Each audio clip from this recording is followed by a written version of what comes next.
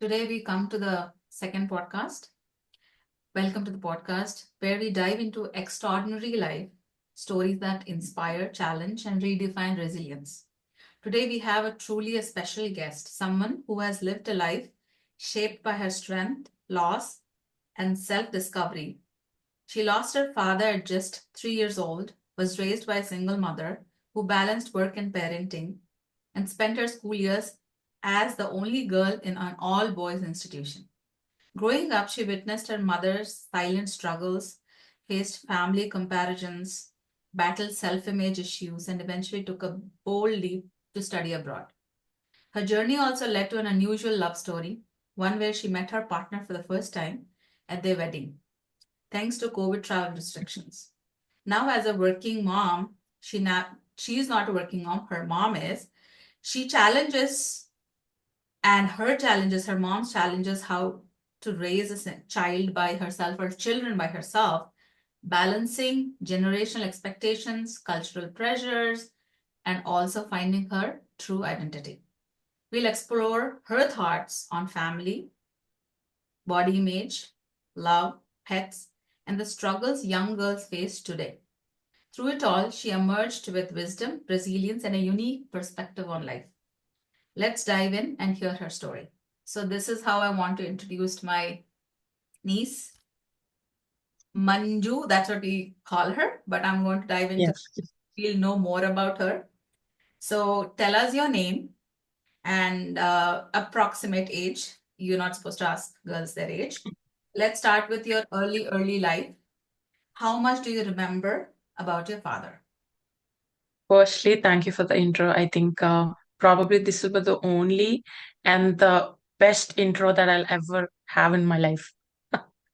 Thank you. My name is Manjari. Growing up, I think up until now, my life cycle is like it's very unpredictable. You can't like every year I'll have one or the other new story coming up. Either it's my mom's or my brother's or mine or my cousins. So many stories, both good and both bad, uh, according to our own perspective. Um, Growing up, I think I always had this one question. Even now, I think that question won't stop popping up in my mind. How, like, if there is an alternate timeline, if my dad was alive, how is my life or our life is going to be? Um, for a very long time, for a very long period of time, I struggled with the answer because I wasn't ready. I was like, okay, maybe there's more. And When I was 5 years old, I think um, I think the daydreaming habit became so worse that I used to talk with myself, forgetting where I was around. Talking to myself, pretending that I'm talking to my dad. We had that pencil box cases, right? And in the middle of the class, I used to like take my pencil box case and say, "Oh my God, Dad! Just now my class is ending. I'm about to go home. I'll eat mom's food. I'll call you back." And one of my teacher observed it, and she called my mother and said, "I know this phase of your life is very challenging, but being a mother, being a working mother, right now you're only concentrating on work. I think you should concentrate on your children." Um, I think if it would be better if she would have told her in private, but the teacher called her in front of me and told that, and I was like, okay, why is she? Then obviously a question pops like, why is my mom neglecting me? But that wasn't the case. Later, I understood as I became old. So growing up, I had different experiences. My mom was she was 27, I think, by the time she was a widow with two children. I don't even know that my dad or someone called as father figure it doesn't exist in my life anymore. I don't know the meaning of death. I don't know the meaning of moving on or looking for a new life. Uh, Everything was like still, I was coming into senses. So I think first 5 to 6 years of my life, they were pretty different. I still can't explain how I felt. That is, I think I feel like I just went into a place. You just took me back when you were 5 years old, and Yeah. usually at this age, children are playing pretend games, you know. So, and everybody's processing of a trauma is different. And then at that age, I think you are more vulnerable towards these thoughts, and you were missing a person, even without knowing you were missing a person, maybe. So this Yeah. is your Right. way of coping up with that situation. But thank you so much for bringing that into light, because a lot of people do not know what kind of struggle you went, and to, as being an adult and remembering your child, you being a child at 5, and still you have those memories embedded in you Oh is yeah. Yeah, they're very fresh because I think not only myself, my brother, my mother, everyone, like I'm so glad that I grew up in a very matriarchal family, uh either by choice or by situations or by chance. I don't know how to describe it, but if someone asks, like for example, my friends or my family, everyone, they ask like, okay, what's your husband's motive or motivational or inspiration or something, and he says, yeah, something or the other. And normally people ask, like, what is your motivation? They say, our parents. I just can't say that word mother or father or parents. Like, I had so many people acting as my parents in every stage of my life, even now. Um, because my grandmother is very strong. My grandfather is very strong. My dad's dad is a very strong man. your My personality, aunt, their my personality. uncle, Mm. yeah, everyone's they had their own challenges that I was never aware of until I became totally aware of my situations. Um, how do I say? The moment I stepped out of my home for a job to a different state in India, that's when I understood the importance of money. Um, and that's when I understood the importance of planning in general. And I wondered, oh my God, how did these people even plan a small trip? It was so exhausting for me That's thinking about it. adulting. That's called And my adulting. uncle, you know, Sinu Mama, he managed to take three families every year, made sure that all all of his children, not only biological, us as well, we all see a different place every year in our summer vacation. I think no one can do that. Because I even remember every year, my atta used to call my mom and say, okay, my daughter's birthday is coming up. It's in the weekend, so you people need to travel to Vizag. And if we are not in the home, if we are at the venue, then there will be clothes on the bed. You come, you go get dressed up and come to the party. And she used to buy me clothes, like new clothes. Uh, at her daughter's birthday. I think no one does that. At least in my experience, none of my friend had that kind of relatives, and I think I'm truly blessed to have them. That's one of the way how I found myself really motivated to have a good family, a better family, even in the future. If I have my kids and their kids and my cousins' kids, everyone comes around, then I'm looking forward to, such memories to be filled in them. Not exactly like mine, but the good ones. So listening to you, I feel that you've, even though, you missed your dad, you grew up in such Yeah, an environment that your family supported you from always.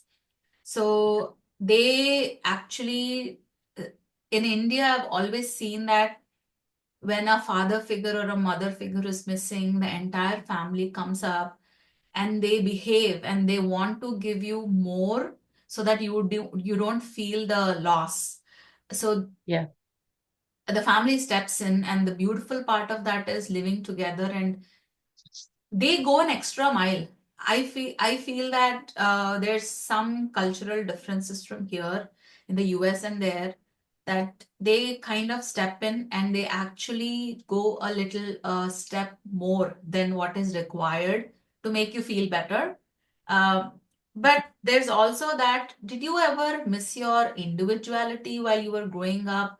Were opinions or your growing up, your character development was based off on a collective consciousness of all these people? Were you able to develop an individual personality of yours though through this journey? Before answering that, I will, I'll share something. So someone asked me, we had a party and a Christmas party, and then we were all our ladies, we were talking about relationships and husbands in general. And a girl asked me, "Why did you choose Bhaskar as your partner?" Um, I said I can't elaborate you, but I'll just say one point. He kept me first. Like the first time we had a Zoom call or WhatsApp call or whatever it is, he actually asked me, he- like he approached me with asking questions like, what do you like? What is your perspective on life? What is your 5 years from now, or what is your marriage life expectation? And I think in a way I really liked it because coming from a very big family, I had a very limited options where they really asked me like what I like. And coming from a I think coming from a single mother raised, society oriented thinking, even though she had a lot on her plate, even if she wanted to ask me, maybe she could never ask me that because she knows that if she fails, then we both are going to be sad about it. If she asks me, I remember after 10th, obviously in India, we have a situation where MPC or BIPC or whatever, and I wanted to become a very good neurosurgeon back in those days. And I said, I want to take up BIPC. Um, More than thrilled, she was very scared and she was upset because it's a very big commitment. She don't know that if we are economically also challenged, and there is a lot of pressure from all the relatives who take us as their responsibility. They would say, oh, why did you take her, why did you agree to her, MPC and then engineering, and then you will get her married. This is a very easy settlement, it'll be very quick. Don't let her get into all those ideas. And I remember every week we used to go to Vizag, and Mama or Baba or Pinni or Your Atta uncles or and your aunts, my basically, uncle, yeah, and also my extended family. aunts, the neighborhood aunties or their husbands, they would come to our house and they would say, try to think about MPC, try to have open mind. By PC, you need to, according to your quota as well, you need to be below 1,000 ranks, and I don't think you can, like actually achieve it. It's very difficult. It's a very long-term commitment. And what if you can't become a doctor? Well, I remember one uncle, uh, he's our neighbor, and he asked me, what if you don't crack and you got like some 20,000 rank with your OC background and your 20,000 rank, you will end up opening a medical shop. That is way worse than becoming an engineer. So you can never become a doctor. He just said it right to my face. And I was so fed up with these classes that I went back straight to my mom and I said, okay, what do you want me to do? You want me to go take MPC, study, and become an engineer, and then get married to a guy you show? She said, I don't want to sound harsh, but I don't, I have my hands and mouth tied up. She just said that in Telugu. And I said, okay, fine. I'll take up MPC, I'll join Sri Chaitanya College, and I'll do whatever you want. But in my way. And she said, "What do you mean?" I said, "I want to study in Vizag with my brother in the same house where my brother and my grandparent lives. And if you want me to do it in your way, then I want to do it in a way that I like to do it. So there's no other way." She said, "Okay, fine, do whatever you want, but unless and until it's on the same boat, do whatever you want. I don't care." So there was some agreements and disagreements, and I was very upset that I couldn't study. And then we had the same common auto man who would take us to the same college, and I used to ask my BPC friends, okay, what did they teach you? What is the diagram that you're drawing, or what are the labs that you're attending and everything? I was still fond of it in a way. And then later in my life, in engineering, I always dreamt of having a degree in dermatology, because I had a very bad acne. I was suffering from PCOS. So all my long hair was gone in like a span of 6 months. Um, I I couldn't notice the weight because I was always a stout girl. I was tallest in my class. I was always the stout girl. No boy ever treated me like a girl actually, We'll from get to that LKG part. to 10th. We'll get to that part. We'll get to the part. Sorry to So, interrupt you. We'll get to no, that so I part. was Definitely. Yes. Yeah, so I was very frustrated with my skin, especially in India. I also had dust allergy, so half of the time I was sneezing, coughing. I was always with a bad cold once in 2 months. It was very simple, and so every stage of my life, I think up until engineering final year, I always wanted to become a doctor. I don't know how. I was like, okay, what if I studied BPC? What if I really cracked and I got a good college seat? I like I always wanted to think about the alternative, which would never happen in this lifetime. What if my dad was alive? Okay, maybe he would have agreed, that he would be proud to have a doctor as a daughter. I always thought that, but then I eventually made peace with it. So, so yeah. That's absolutely so what I felt from your conversation, what I could take away, and what if somebody is listening to you right now, um, there is two different aspects of people when they talk to you, neighbors, your aunts, like one point is they do not come from a bad place. They say that they tell you, they tell the younger generation with all their experience in life.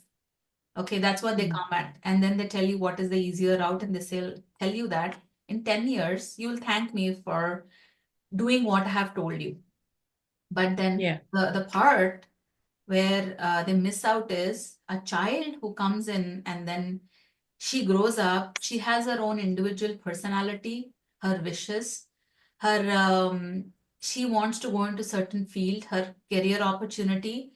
Why are they not given the independence to do it? yeah, Imagine if any other person, if my daughter would come up and say, I want to become a neurosurgeon. In Indian sense of stuff is, why do we always get scared that if by going the long route, like the 10 years or 15 years, that whatever, if she makes it big, if she makes a lot of money by becoming the doctor, that money is yeah, not going to come back to you. It's going to go her to her partner-in-laws. That actually is, and then unknowingly, a lot of people in India say stuff which actually hurts more. And I can give you this example is like one is body shaming. The second part is they think that they're actually being your well-wishers by saying something to you like, lose the weight, yeah, you're going to look great. Dress up this way, you're going to look great. Why, when will they start accepting you for the personality you are, not the the way you look? yeah, And then they always say some stuff. I said, there's the whole world is there to judge us. There's the whole world is there to pull yeah, us down. yeah, Why isn't family giving us the best compliments and pulling us up? yeah. It is True. very, very easy to pull somebody down, but it is very, very hard to pull somebody up. It is a Yeah, very but difficult. uh, Go to ahead. correct, there's an interruption. So, but that one person, my atta, Siratta, She she is was your the aunt. only one. She told me, see, it's not that we can't afford it. It's that we don't want to take risk. Um, I can't explain it to you because even if I explain it to you, you won't understand. You're a kid. Yeah. Right now, all you think about is you are not a priority and your wish has been rejected by us. So I can't explain it to you, but try to understand what your mother is going through, and try to take MPC. And then I was like, okay, fine. Me, if she's saying something, then I have to listen to her. And then also regarding my body weight and everything, I think probably she was the only one who said it like this. See, being obese is fine. I don't have a problem with you being fat, but if it is affecting your health, later on, if you want to be a very good, active, healthy mom, that is a very important thing in your life. You will never understand it now. um, when you're trying for pregnancy in the future, if you need to have good health, I can't explain it to you, but try to be healthy from inside. You don't have to look zero figure. You don't have to be very fair, long hair. You don't have to have all those attributes to become a woman. But if you go to a doctor and you get checked up, he should say, okay, her cholesterol is low, she doesn't have a thyroid, she has her fertility in control. Then you don't have to be worrying about anything. And that's when I decided to go take an ultrasound, and they told me that I have PCOS. I think I was sixth class or seventh class at that time.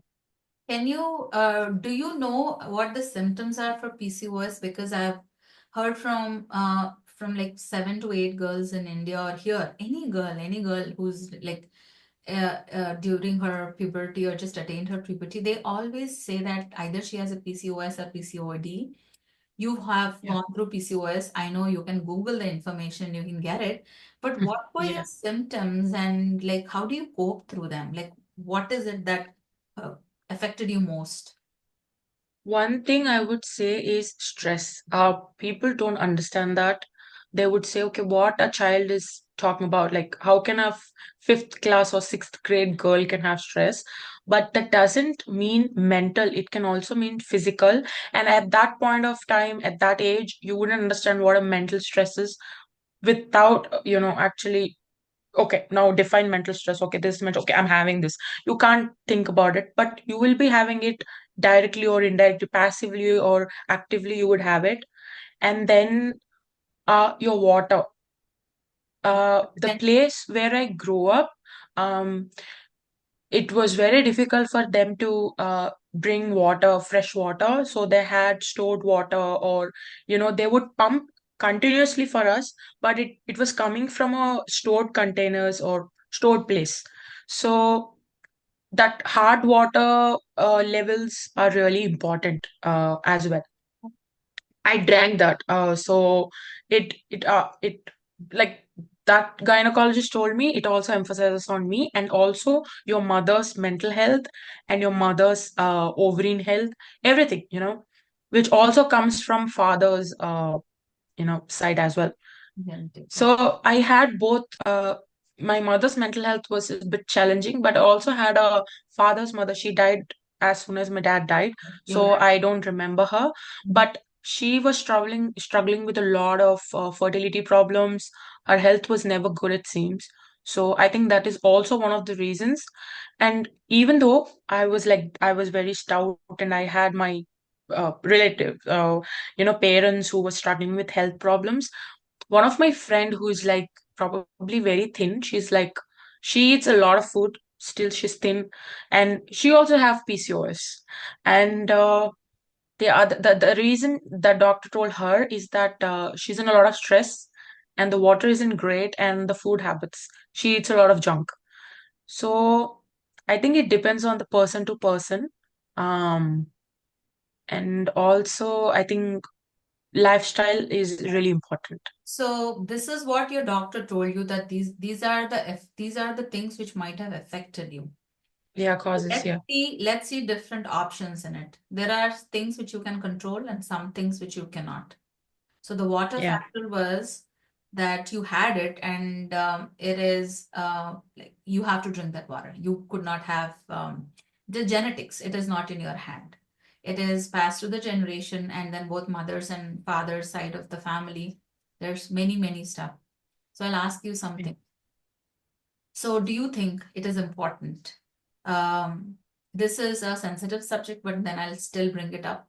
That now and in the past, I don't know, in the past they were not doing this, but now they're doing it is like they try to, when they're matching two people to get married, They're always looking for their stars are matching, how many points to have matching up, and what are their star signs, and all those things, right? They'll ask somebody how do they match up and everything.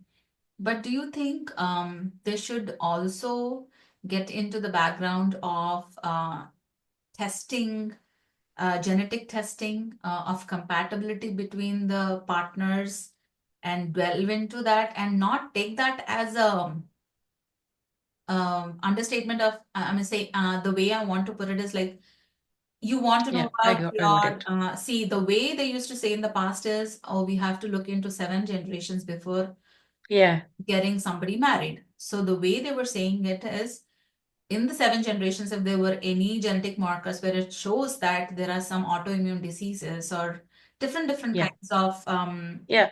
genetically possible, which you can actually take it to your offspring. You can deal with it, but then when it goes to your offspring, it becomes more difficult for us to handle. So, do you think that in the future, this form of matchmaking should come up? Actually, I think I agree with you.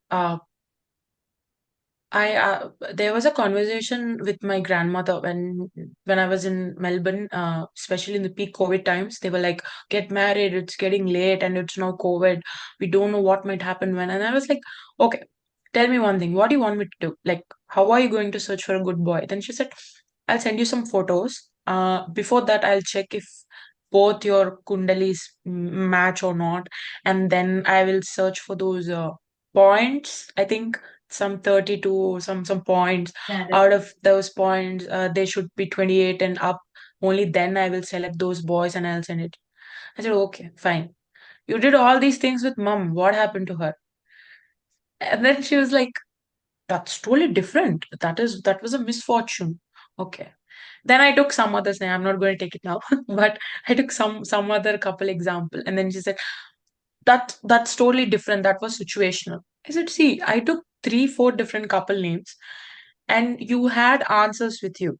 yeah. I don't want to do all that. I want to have a sensible guy when I am ready. Mhm. And I did not take the health concept then, but later after moving to US, then when I was suffering from some period irregularities and I went to my gynec, here they gave me a big chart and they told me to take 2 days time and then they told me to fill all the details from both maternal side and paternal side. And as I didn't know, I said, I don't know anything about them. She said, you don't know about your grandmother or your father's mother health? I said, no, I didn't even met my father's mother. But my grandmother, no, I think she's fine. She said, thinking doesn't it doesn't get you what where you are. You need to understand if they had any health conditions. And I think, yeah, I asked my mom, I said, do you know anything about your grandmother or my grandmother? Did they suffer from anything? Out of, without a second doubt, she said, our parents were everything. They were great. I think your father's mother had some issues with health, but everyone's great. I said, you can't just lift up your hands in air and say, everyone's great. They are not alive now. If they were great, they would have lived 100 years and plus. They didn't. Lesser, it doesn't. And also, Yes, yeah, that, yeah, I mean, and then also, they had John. You said once they had jaundice or something, and then she recollected and she said, "Oh yeah, your grandmother when she gave birth to your dad, she got jaundice and it got mixed into her blood, so her health deteriorated." I said, "Do you think that affects his children because they're coming from his same own blood?" Then she said, she took a pause, realized, and she said, oh, yeah, maybe, but I don't know what you're asking about. I said, see, my fertility health depends both on mother's health, her eggs health, and my dad's health and his sperm's health. Everything matters. And I need to know that. And if they are not good, then I need to take care of my health and I need to plan for children. Uh, if that idea scares me, then I might not like become a mother. I could never become a mother. Having this thought, fear in my brain that, okay, something wrong. What if my son is born or my daughter is born with some disturbance? Then their whole life is going to depend upon me. They Yeah. would come up and say, I have this problem because of you, your dad, your mother. Why did you even give birth to me? I don't want to face that question. Yeah. And then she was like, no, no, no, that's not going to happen. How are you sure? If you're sure, then I'm asking you the same thing. Yeah. So I think that's when I realized, okay, uh, and one more misconception that our parents have is they don't address diabetes as diabetes. They say, oh yeah, sugar is a little on the border. That means you're diabetic and it is serious. You need to take care of your health. Blood pressure is on the border. On the border is not like a medal or a good thing. It is something to be really concerned about. Yeah. Might not be that fatal, but still you need to have a good life. You need to have a constructive, active life or good eating habits. And then you could say, okay, so and so is very healthy. I can say this to my father's father because he didn't even had spectacles at the age of 93 when he died. He still had good healthy eyes. He He worked his in the farm. He worked in diabetes the were, farm. yeah, nothing. And he had a problem with internal bleeding when he got a minor attack in something. So Yeah. that's the reason he died. But um I think I could say one person I know who lived healthy his own life, his whole life, is my dad's dad, When and did no one he else. pass away? Like around in his 90s, right? Almost after Yeah, 5. almost 97 or 98 or something. Yeah, So yeah, that's a marker of like living healthy and a longer life. So two things take away from your points is checking off, knowing about your family's health history is yeah. very important.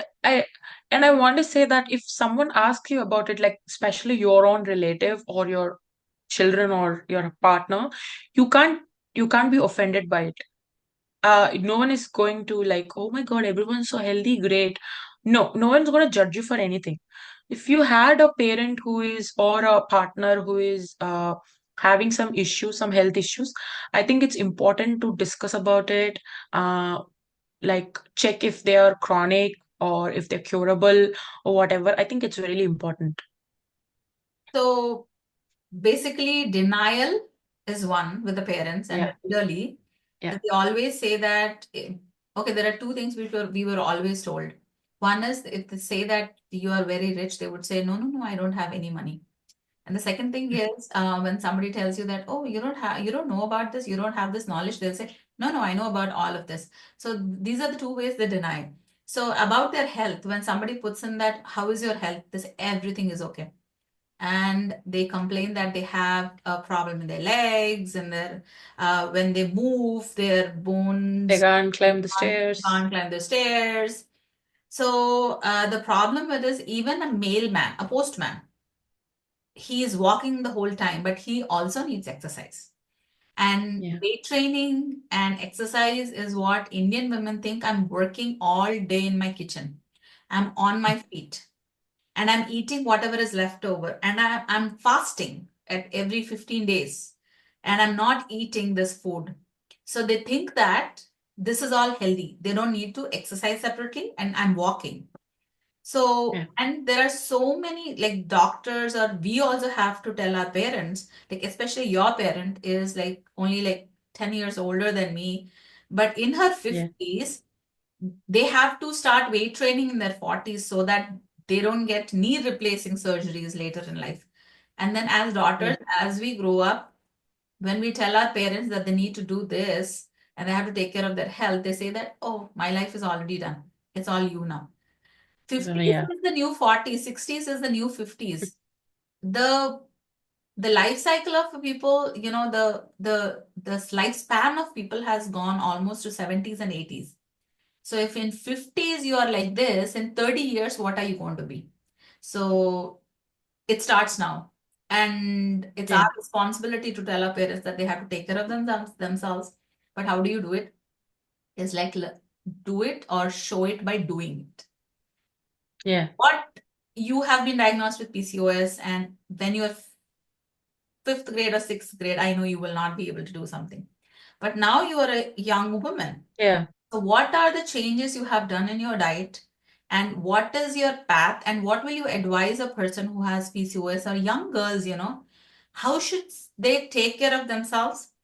This is like you being a 15-year-old, like telling yourself, you are a Yeah. 28-year-old telling your 15-year-old self, do this, Manjari, so that when you're 28 years old, you don't have to deal with these. Give a list and pour your heart out and tell us all the stuff. Truth bomb. Let's do it. One thing is food. Go ahead. You can talk. Oh, yeah, okay. Go ahead. So one thing is food. I think food is really important. I remember when I was in my school, I was already struggling with PCOS, and my mom would cook something. She would bring something on the plate, and when I'm finished eating, she would say, "A little bit is left on in the tin. You can just half and half. We will share it, and then we would complete it." Or sometimes when she was working, she didn't have the time or she didn't have the energy to cook healthy meals or fresh meals. So we would rely on pickles or outside food or anything like that. Um, I think if I learned how to cook, maybe I would have helped her more. Now I know how to cook. I can cook my own meals. But back then, I think little small helps that would really help her lift her mood as well.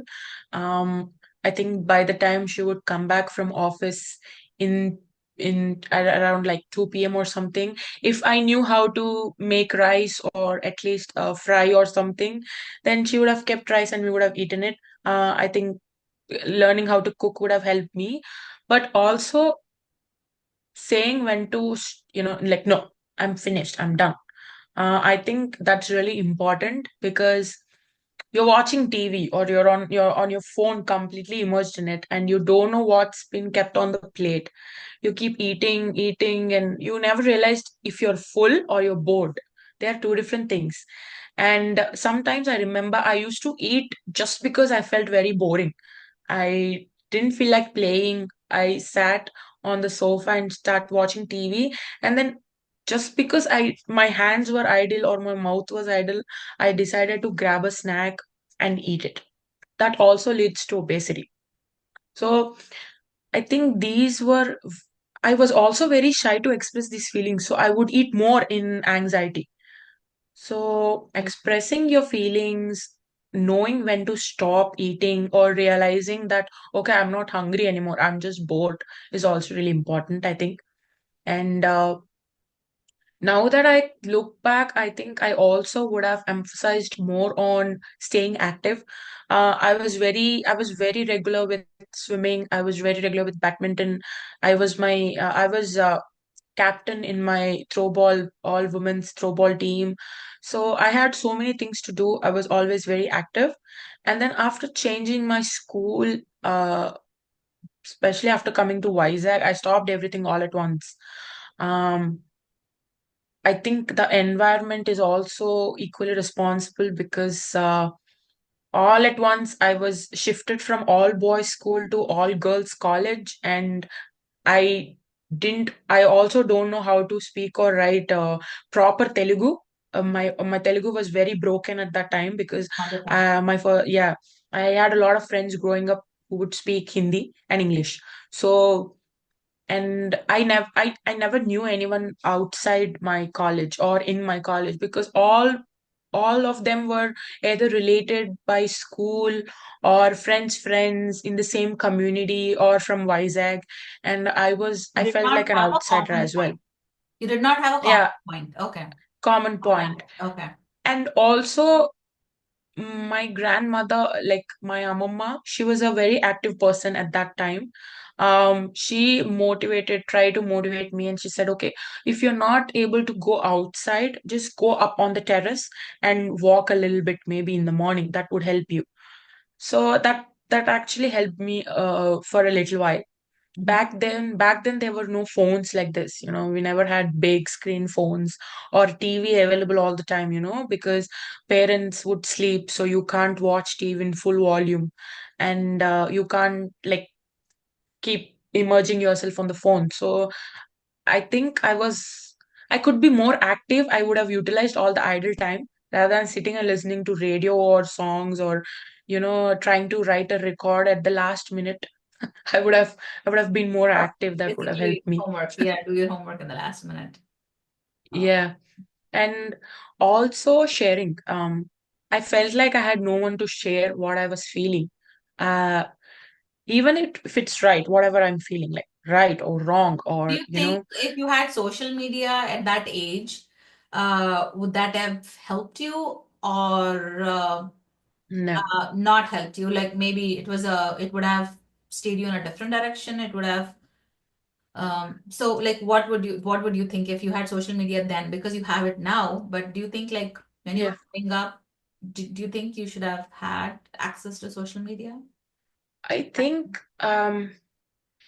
think no, because I like that kind of life where I was not obsessed with something, Now I don't want to delete my Instagram account because I would miss out all the memes. I don't want to be in that state. So at that age, I was very happy, free.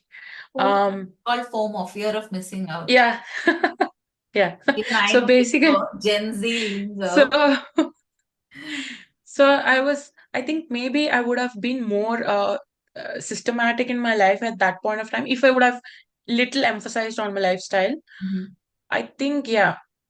Later, after growing up, slowly I got deteriorated with exercise or active living or good food habits. Um, Especially when you live alone. You come back from a long shift. You have your assignments to be done. You've done with your assignments. You don't have a part-time job. All I wanted to do is sleep. So you're Sleep talking all I could about in your Melbourne, master's program in Australia. in my master's. So you did your schooling in an all boys Oh, school yeah. in India. Yeah. We'll just spare a few minutes on that. It's a scary proposition for anybody, okay? When you are always inclined to I went to an all girls school. I went to a mixed education till third grade or second grade, so I barely remember them. And after that, I was pushed into a all girls school because the school was good, not about it being an all girls school.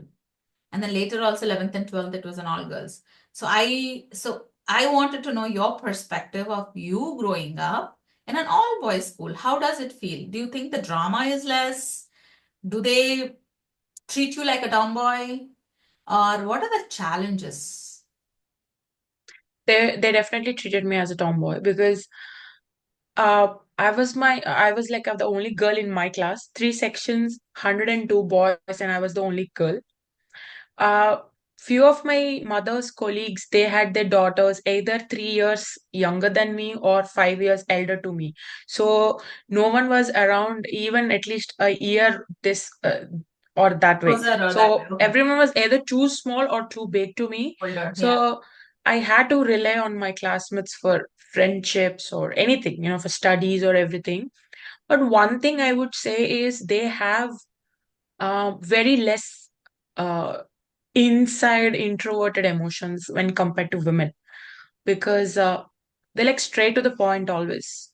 Very You logical. studied? Did you study? Okay, I studied. I would say no and then write every answer in my answer sheet. I wasn't like that because of them, maybe in a way. Yeah. And I think I had so much fun and I respect all my classmates because of this very reason.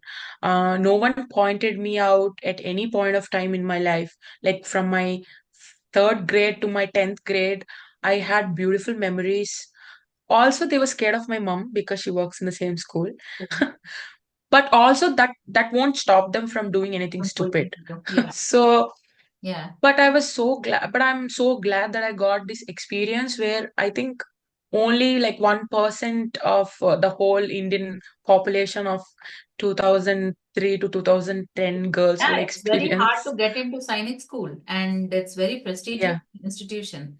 So to get into it and then having this experience, I think, yeah, absolutely, as you said, Yeah. 1%. I think I like when I was in my sixth class, I think we changed to a new classroom, and I was playing with a couple of guys, and I said, okay, some guy was like trying to throw the tester at someone, and I said, if you throw at me, I'm gonna throw to the tube light, and then I actually throw it on the tube light, and Broke it.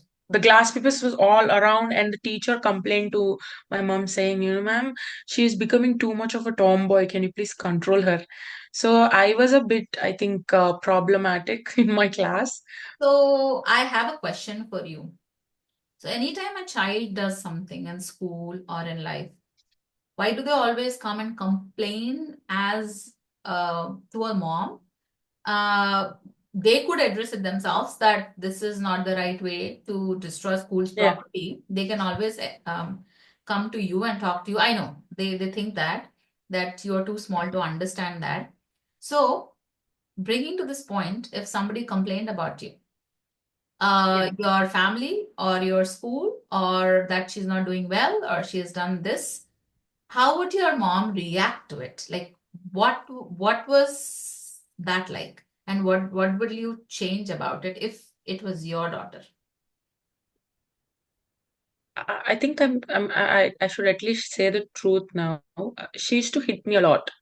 And Would get into trouble for it this might have not, it was not might have been her, like her intention. intention to, but then it became very involuntary. Like it, I think if I was in her shoes or I knew someone like her, I would have helped her mentally. Everyone who used to address her, she used to say, Papam Usha. Why that Papam? She's alive. She has kids. She Poor, has a purpose in life. poor Usha. Hmm. Yeah, poor Usha. So when you when you use that word a lot, you yourself will feel, okay, Self so pity, sorry that something bad happened to me, that I don't have a purpose in life.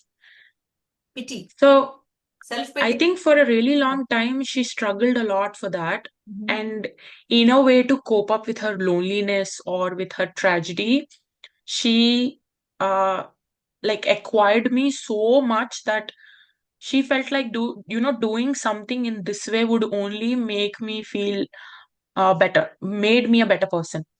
I think I wouldn't understand it, like fifth class, sixth class Manjari would never understand why, because of this reason my mother is. I would find it very stupid. But growing up, living on my own, then I realized, okay, she was lacking a lot of, she was very lonely. Staying alone or being lonely in your life is two Two different different things. things.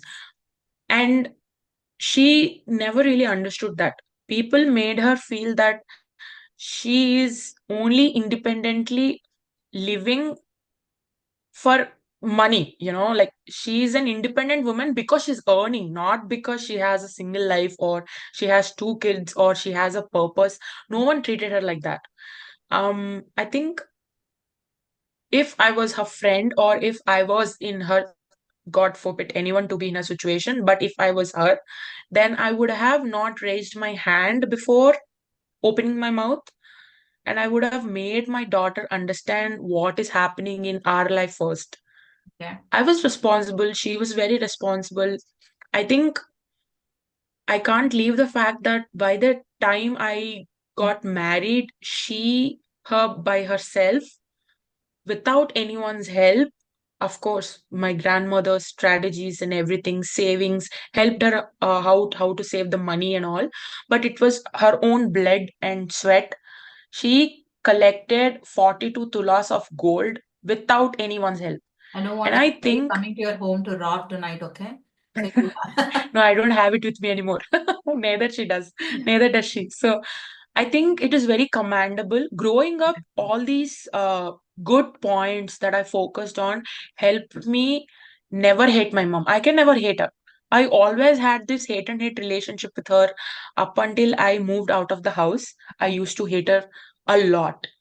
I was like, oh my God, why is she trying to get rid of me? Why can't she see me as a person or a human being? Mhm. I always thought that she neglected me or she was only bringing up me for the sake of others, like my grandmother or my uncles or my aunts or their daughters, and she always compared me with my cousins. I hated her a lot. But then later, when I moved out of the house, an immense respect started out. And then I also understood, okay, maybe if she had someone to talk to about what she's going, she had people around. I'm not gonna lie. But no matter how many people are around you, how much they help you out, no one can take care of you like you took care of Partner. yourself. Yeah. Or your partner. So, Sometimes. Yeah. or your partner. Yeah. So I think I can't imagine how my life would have been if I'm still unmarried right now. I would be devastated for sure. Yeah. You need that comfort. I understood the importance of partner right now. So I think if I understood, I can't understand that at that point of time. Right now, I understood it, so I can't change anything. Mm-hmm. I don't want to change. I do want to change the stress we had, the fights we had when I was little, Mm-hmm. but I think it all happened for the good. Mm-hmm. Right now, for my own mental health, I made peace with it. But I think if I had time and a little more maturity, then I would have actually made her sit and I would have asked her how was your day. I never asked her. No one never asked her. She never asked me. We It's both never asked my brother. I think he is also one of the most neglected growing up because he most of the time he used to stay with my grandparents, and being a daughter is different, and being a son and not having a father is also very different because he had a lot of boys growing up around him, and everyone had different stories of how they spend their time in on vacations with their fathers. And I think he was left out in that manner. conversation. Yeah. Like, we do have our uncle mama. He's like other father figure for us, but Mom's brother. I think, yeah, my mom's brother, but he can never be our own father. That little crack in the mirror will Yeah. always be there, no Yeah. matter what. But I think he did 100% or more than 100% for what he could. And I'm so glad about it. But yeah, but that but will always be there in Always. our life. Yes. So growing up, I think I would have really asked my mom how she was doing. At least I don't know, I could never understand her answer, Mhm. but I would have at least addressed that. So, do you think that it is never too late to talk to a loved one, an uncle, aunt, whoever your family is, that Yeah, how they have felt, just like you have when you were a 5 year old, you still carry those emotions with you, right? That I felt this way. It's never too late to talk to a mom. And then the only part I face with my mom is like when we actually delve into the subject, they get very defensive and yeah, they don't want to even go to a place. And because you have to bring those memories back to you, the way you experienced, their experience doesn't need to be the same. So that's why it you still have time. You can still talk to your mom. You can yeah, still make amends, and you can yeah, still address those issues so that they're not deeply embedded in you and cause trauma later in life. So, as these, depression, anxiety, childhood trauma, and the things which were overlooked. There's so many issues with anybody, any human being. So do you think yeah. that India is or ourselves, our like your generation is progressing and working towards taking help externally from anybody else, like a counselor or psychologist, Therapist. yeah, therapist session before like, and do you think there's still a stigma attached to it in our family? And if you tell them, especially your grandparents or your parents, will they still accept it? Have you sought after, like, sought for a therapy in your? So I think, yeah, they are too trying to express themselves. I remember when I moved to Australia. Um, so compared to India, I think other countries, when it comes to mental health, they are more open about it. um, everyone do carry a lot of trauma, whether it there might be in their childhood or their growing up stage or in college or whatever. But I think they're more open about it, and that makes you sort of like, okay, thank God I'm not the only one who's suffering. And I think slightest of that thought actually helps you to talk about it. Mhm. I went straight to my tutor and I said, do you guys help with mental health? He said, duh, do you need to even ask? We do have free counseling sessions. You are free to express whatever you want. There's an online portal so that you don't have to talk to anyone virtually or on the phone. Uh, they don't know who you are. They'll just answer your questions. That's it. Or you can just talk to them if you're feeling lonely. Okay. And then I was like, okay, fine.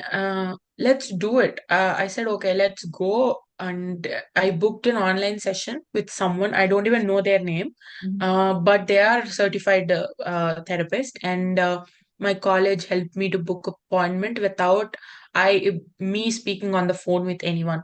Mhm. So, okay, fine. I said, I like the idea. I don't have to talk to anyone about it.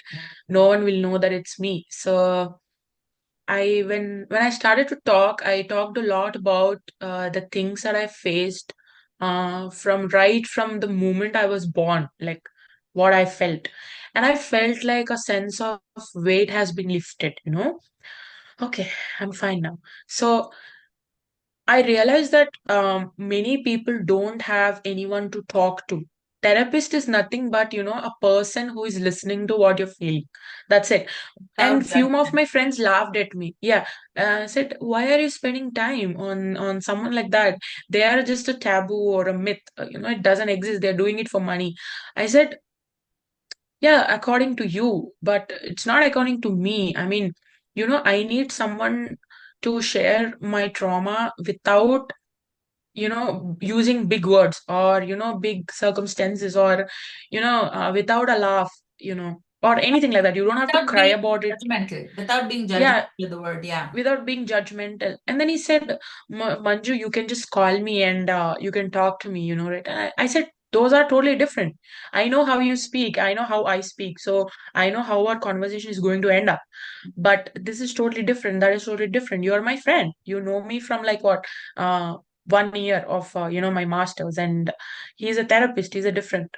He said, I'm still not convinced. I said, you need to experience it. You can't just read or see few YouTube videos or, other podcasts or whatever it is, or other sessions or what others are saying, and then you fixate on something. You need to go, you need to talk to him or her, and then decide if it's useful for you or not. Because, and then he said, later he said, I had a very good childhood. My dad's rich. My mom's the sweetest. She's very open-minded. So I think I never really had a problem. The biggest problem I ever faced in my life is waking up and going to college or my school on the same auto because I hate growing up, getting up in the morning. I said, see, there you have it. My life was very different. Yeah. It is beyond that to me. So I think that really helped me understand, okay, doesn't necessarily have to be a therapist, but you need to express your feeling now and then so that you don't get stuck and fixate on something. Mhm. For a very longest period of my life, I fixated on what if my dad existed, or what if I had a life with very understanding mother and understanding relatives or friends, and I was the topper of my class, or I was the most skinniest and beautiful woman. All these what ifs were gone by that one therapy session. Okay. It helped me in that way. So I think people really need to understand, they should also understand what's the trauma or where the trauma is coming from. Yeah. And if they're Mm. willing to act on it, or they are willing to resolve it, Mhm. doesn't have to be therapists. They can put that same energy into something else Yeah. where they, ultimately solve it, I think. So I'm very happy that now all my friends or my relatives or my cousins are coming forward Mhm. and sharing their stories.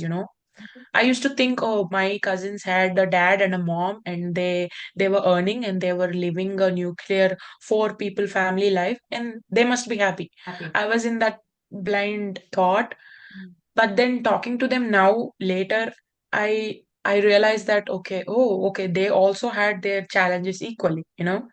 Uh, I remember when we were talking about our childhood, me and my husband. We both were like sharing, okay, how was your child, how was our child? And then I said, I always thought that having a father would solve anything. He said, having a father won't solve all your problems, or I would say it would be a very problem. Every father is going to be like one or the other father is going to be problematic. It's just a family. Every family will have one or the other problem.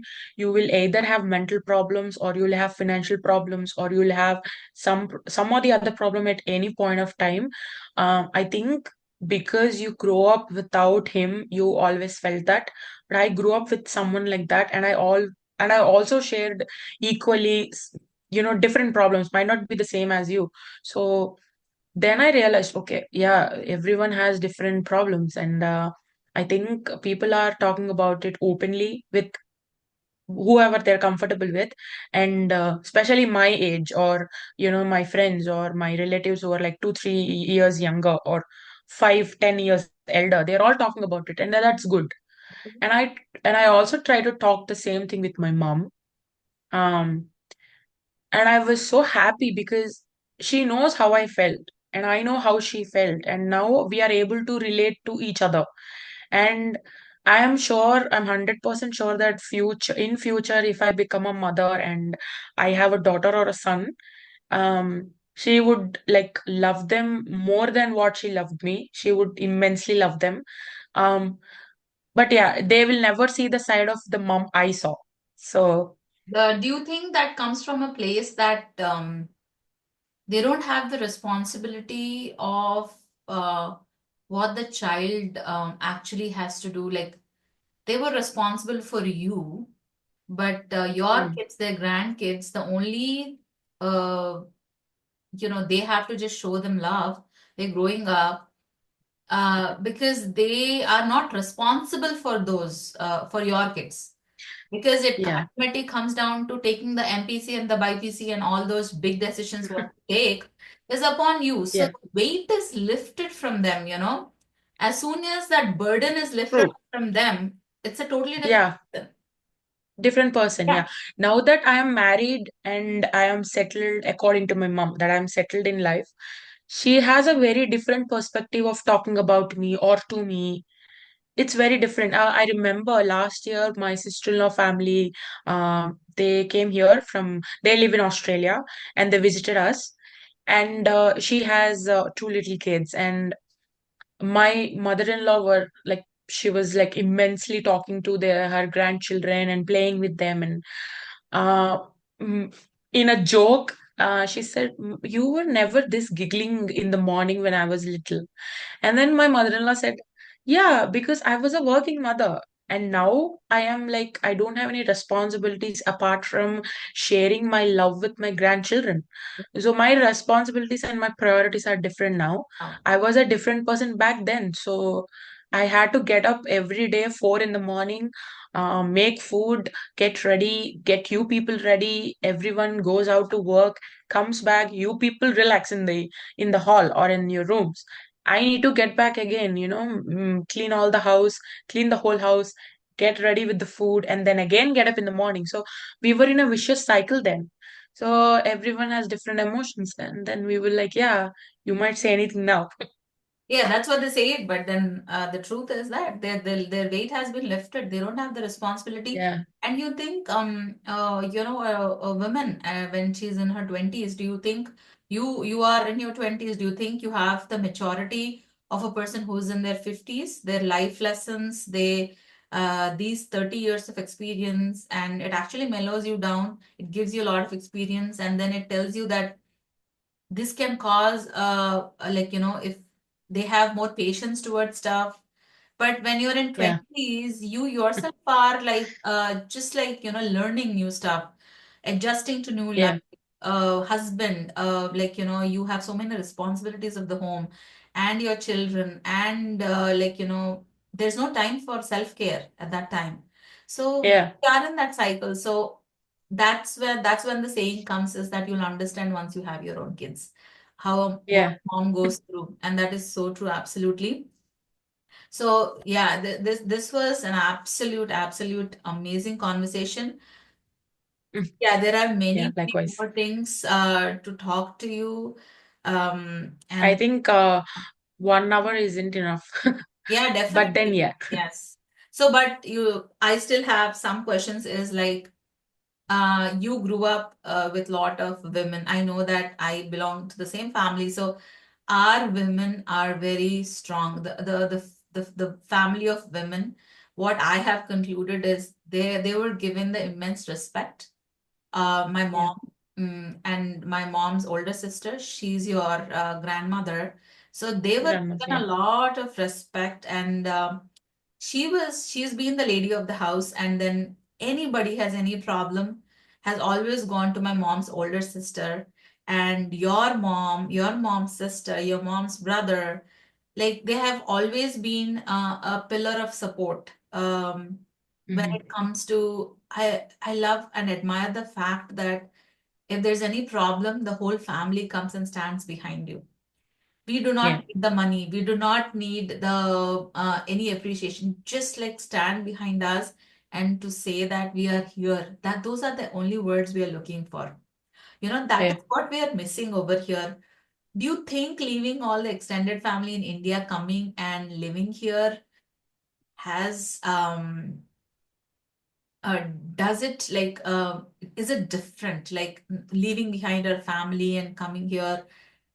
Do you feel that you miss that support in good times and in bad times?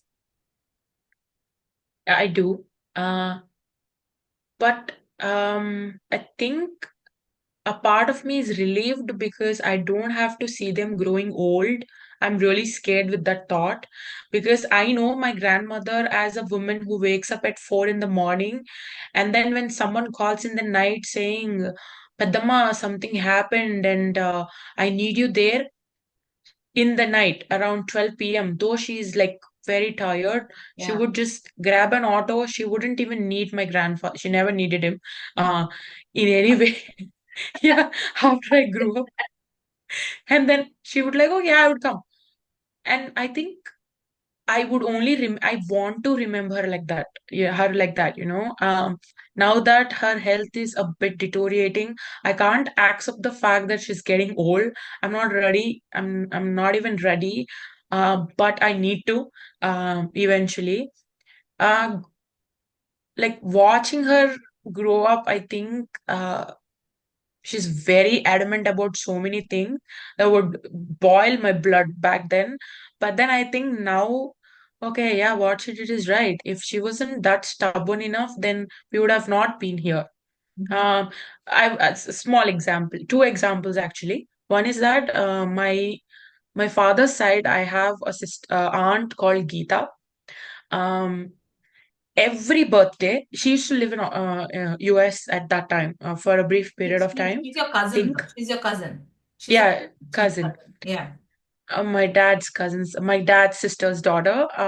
Yeah. She used to send me big birthday card that would, you open up and it would pop out something saying happy birthday or a big flower or lights or something like that. Back then, I used to look forward to my birthday for my Siratas. I was so like, oh my God, what did she plan? Like, how did she, what color did she buy me? My mom never bought me any clothes. My mom never bothered to, even ask me, what color would you like? She was in her own sorrow. And I understand that. I'm not blaming her, but I was always looking forward to, okay, what did Shirata plan? How did my Pinny would, Emotion. ask me or send gifts to me. And then I would wait to, receive a small birthday card, big or small, from Geeta USA. You know, I used to look forward to the whole week. I used to wait for postman because he would come to my school, make me, take it, because everyone knows everyone there. So Yeah. he would come and he would tell me, okay, sign here. And I would sign it with my little hands and I would take the greeting card. And I think those kind of memories are really important in your life. It might not have been from the same mother or the same father or in the same family, can be outside of whatever you decide your family is. And one more example is that uh, I think one of the uncle who lives in US, I don't want to take his name, but when he was visiting for his marriage, that time I think I was very, very little. He bought a gift to one of my cousins and he forgot me and my brother, my mother, three of us. He is not that close to us. I know that.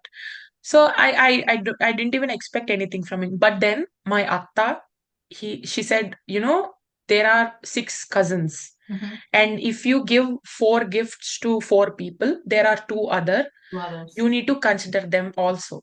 Mm-hmm. We will both go. They went to CMR shopping mall back then in near the Judge Court, the old CMR. And then she made him buy a big white floral gown for me and then some other shirt for my brother. And after that she removed every tag and then she said, okay, now call everyone, call all the six cousins, and now you give them gifts. Don't neglect. If you want to give like that, take them aside and give them. I don't want Vinay or Manju to be left out. Mm-hmm. And I think these little details made me realize that, they they never neglected us. Even though my mother was not in a state to understand or be with us, we always had women looking up to us. They would call us and one more fact is that my mother was never ready to send me to Australia for my studies. She thought I was actually doing a job in Bangalore. That is enough. I'll get married next year. But my grandmother was convinced, she said, okay, being an independent woman, studying abroad is a good thing. You want to go study? Go study. We'll apply for a loan. You have to manage your own, how I am managing house. You have to manage your own studies, your own fees later on. Go ahead. I said, Mom won't agree. I said, who is she? She said, who is she? I will actually quote this in Telugu. Yeah. అమ్మెవరు? నేను ఒప్పుకుంటే అయిపోతది పని. ఏం కాదు. నేను ఒప్పుకున్నాను కదా! నేను చదివిస్తానన్నాను కదా! మీ అమ్మ సంగతి తర్వాత చూసుకోవచ్చులే. This is exactly what she said on the call. I Ah. remember calling her from Bangalore. And I think having these strong women in my life actually shaped me out now. Though I have a little more things to work on, I Okay. think on and all overall I'm good. Okay. I So can you I can say you that. have touched based about your mom, your grandmother, your aunt, Yeah. but I want you to talk about your mom's sister too. So what is her Yeah. personality and how has she helped you? And I know, like because we are family, I know how she's, but how did she shape your life and like what are the attributes she possesses that you actually want to imbibe? I think when I was little, people used to address her like, okay, when we went to any function, whether it's a big one or a small one, home event, anything. Okay, where is she? She would ask, where is Padma? Okay, Padma is there, she'll manage. She was like this all-rounder who would gather everyone, who would talk to anyone on the spot, make anything work. So I would always remember her like that. And one of the reasons why I was very relieved and I was like, okay, uh, my marriage was on like August. I need to come that week, and I'm still stuck in Australia because of COVID. But I was very fine with the fact that every arrangement is going on because my pinny was in, India and she's managing everything. And I called her and I said, see, I will come in like 2 weeks before the marriage. So it's going to be really hectic. We'll both go with my atta and my mom. We'll select the saris, we'll select the jewelry and everything. But I want you to take care of the rest. She said, yeah, why are you even calling me? I'm already on the job. Like, you don't have to call and tell me what to do. I'm already on the job. If you're coming tomorrow, I'll make sure that your blouse is already ready within 24 hours. So I have all the knots with me. Do not, and I think after marriage, I became more closer to her because of her working, because of her, her own plate was very, very much filled. I remember when we went to vacation, we both boarded in the same bus station. They boarded a different bus for Vijayanagaram. We boarded a different bus for Korakonda. All our faces were filled with sorrow. Everyone would have tears up until here because we are going back to, our own little jails. So we were very, very, very much occupied with, oh my God, tomorrow I have to wake up and go do homework. Or she being, oh my God, I have to go back to, my own work and my little house. So we were very busy with our own emotions. But after they moved to Vizag, I think I had so many memories with her new house and my cousins. And I think she will be the aunt like who would have the guts to talk to anyone, anything. And if I call her, she would be like, "Chesatam, em parledu." That kind of a woman in my life. Attitude. Yeah, that's a go-getter, all is well attitude. You Yeah, need one yeah, person in the always. family who's like that, where you know that she Yeah, can be your 2 a.m. person. So she is the family's 2 a.m. person. yeah, So you can exactly. actually rely on her for shopping. And then Yeah, for shopping. her insights into life are getting better and better nowadays. So like you talk to her like for 5 minutes or 10 minutes, and then your perspective changes on life. So like you listen to stuff like which is pravachan and stuff, but then actually imbibing in that into your life and then actually living by it, Yeah. two different things. And she's on to that path. So I actually, Yeah, I think I had four women in my life who had four different lives. My grandmother is like uh, totally different. She is very leadership. quality. She's like the Yeah. HR of the whole this company. Okay. And then my aunt, my Siratta, is like she comes from a different background. She is not a working woman, but she is a different working woman. She had different work, she had different responsibilities when compared to my mom. And then my Pinny, she was a working woman. She's a teacher, and then she had two children, and then her own husband. She had a different life. So every woman comes from different walks of life. Everyone has different perspective. If I ask my grandmother, what do you think about this? She said, do whatever you want. Sirata will be like, do this, but if you think you need to do something else, you do that. My mom will be like, do whatever others think is fine. Fine. And then my Pinny will be like, do whatever you want. Don't think about others. If someone says that, you need to think about others, you do whatever you want. You change your decision completely. So I think four people have four different perspectives on the same thing, like, Yeah. one little thing. Yeah. I think that really shapes all six of us Yeah, kids. absolutely. So if I'm going to ask you, it's a rapid fire question, but then I'll tell you these are the people in life of your inner circle. So your Yeah, inner circle contains your mom, your brother, right? And your yeah. partner or your husband actually, Bhaskar. So these are your inner circle right now. So if you had like if you what would you actually think of your like a one word answer or your go-to person? What would you go to these people for if I tell you your brother, what is his personality that you would love, and this is the person who can actually solve this for me, and what is he for you? Just in like those like one sentence, your brother. I think my big brother is like my ultimate go-to. If I'm not married, then yeah, he's my ultimate go-to. I would call him up middle of the night. I would say, okay, this is coming up, or I'm feeling like this. He would be like, okay, వచ్చేసేయ్ నా దగ్గరికి. This is his dialogue. I can imagine that, Yeah. no matter what. Yeah, come to So me. yeah, that's my brother to me. We'll deal with it. Yeah, What about your cousins? You have few girl cousins and like